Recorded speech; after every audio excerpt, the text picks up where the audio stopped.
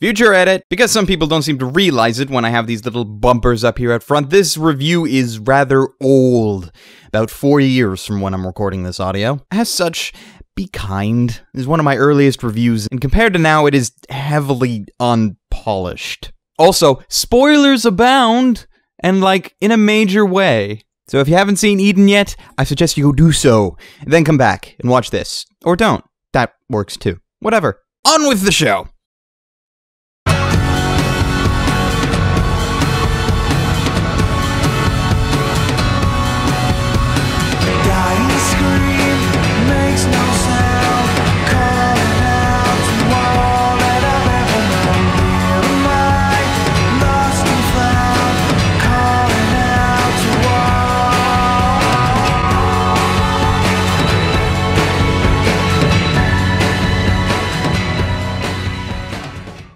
Okay, let's sidetrack for a quick second to give you a bit of background. Eden of the East was produced by Production IG, a Japanese company that's had a very interesting streak of shows over the last little while. A couple of years ago I used to say that anything made by IG was guaranteed to be good, and no one could really blame me. I mean, they made Ghost in the Shell, both the movies and the shows. They made Blood the Last Vampire. They did 3D animation for End of Evangelion, and, to top it all off, they made Ghost Hound. If you don't know what that is, Google it. Moving on. So just after Ghost Hound ended, IG came out with this new show called Real Dive, from the maker of Ghost in the Shell.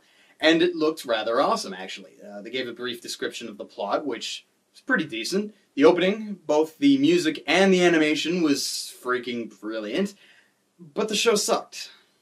You know those type of episodes lovingly nicknamed filler episodes by fans that only make you think that they're progressing the plot when they're really not? Well, Real Dive is full of them. And not like every second episode like some animes do. No. Like every freaking episode. To the show's credit, the first 2 episodes were good, but after that I watched like 8 to 10 episodes of pure filler, which I didn't enjoy, so I gave up. So then they announced Eden of the East, and the basic gist of the storyline was this. A young Japanese girl named Saki is on her graduation trip in Washington, where she gets into a bit of trouble for trying to throw a penny into the fountain that's located right in front of the White House. Why she actually wanted to do such a thing remains a mystery. And of course, some security guards come over and ask her to stop, even though it's like completely obvious she's not a terrorist or anything. Like, who would think of that?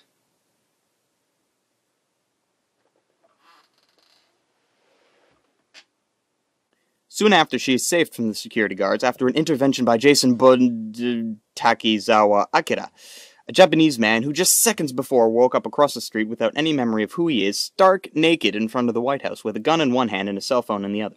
Oh, and did I mention that the phone has like over a gazillion yen on it and comes perfectly packaged with a lovely telephone voice that allows you to ask for anything you want, from something simple as a bottle of wine to a missile strike on Japan. Of course, he doesn't use that money for anything useful, you know, like clothes or anything, because it's not like he's standing in front of the White House without any clothes with a gun in his hand. But instead, he just borrows the jacket of the pretty girl whose life he just saved. Obvious romantic relationship going to occur here, hawk, hawk, hawk. Of course, nothing ever happens between them. Nothing ever does in these shows. It's just something that the characters dangle in front of you, like a Joe Louie in front of a fat kid. They drag you around with it, giving you the small bit of hope that you'll actually get to see something happen. But it's very rare for them to actually do so. Most of the time, they just meander around the relationship a bit, or just completely ignore it. Anyways, back to Takizawa. One of the more perplexing things about his character is that, even though he's lost his memories, he doesn't seem to care all that much about them. Oh sure, if something comes out that would possibly lead him to information about his past, he'll go along with it, such as plot. But there doesn't seem to be any gripping importance that he do so. And when he actually learns more about his past, it's more like, that's nice. And then, to top it all off, he wipes his memory again. Oh yeah, because he did it to himself the first time, after saving hundreds of lives from a missile attack made by another guy with a fancy 10 gazillion yen phone, just so people wouldn't see him as the hero. I have to again ask why he chooses to lose his memory in front of the White House while being stark naked with a gun in his hand, but whatever floats his boat. I feel that I should go into a bit more detail about the $60 billion double-dollar phones that the show introduces.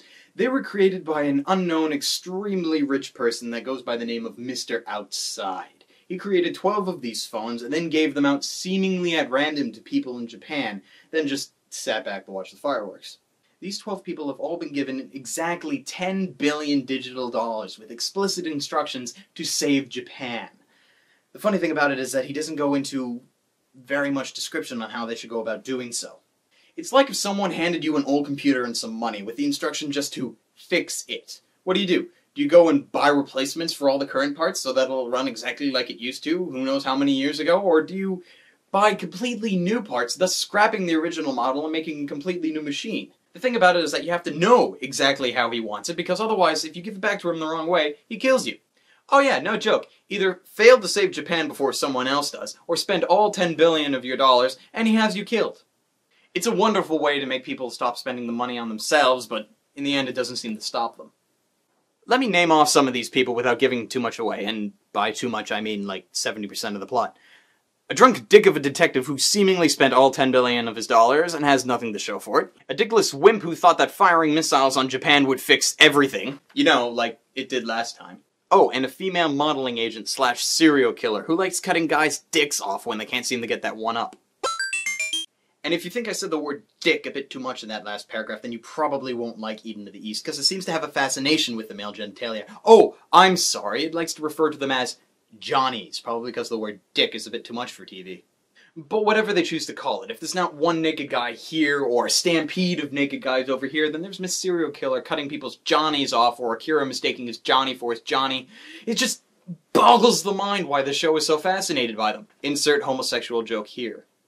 But overall, I think I'm exaggerating the flaws of this show a bit too much, because I actually did enjoy it. I mean, okay, so yeah, it has a fascination with dicks, and Akira doesn't seem to care too much about himself, but other than that, it seems to be well-rounded, except for, I don't know, the fact that it doesn't end. At least not properly, anyways. Seriously, about 5 of the phone users aren't even mentioned, and some of the ones who are mentioned don't even have a proper conclusion, unless, you know, they died.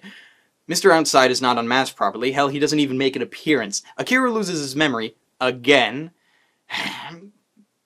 But don't worry, says IG, we're making 2 movies that'll completely finish off the storyline perfectly, which would be fine, but chances are, since there are actually 2 movies, the first will be a condensed version of the entire series, making it a waste of time to watch because, you know, you've already seen it all already, and the second to be slightly off from the TV show because of some detail they changed that you wouldn't know about unless you watched the first movie. But hey, all the cool kids are doing it, so why shouldn't Eden? I'm looking at you, Evangelion.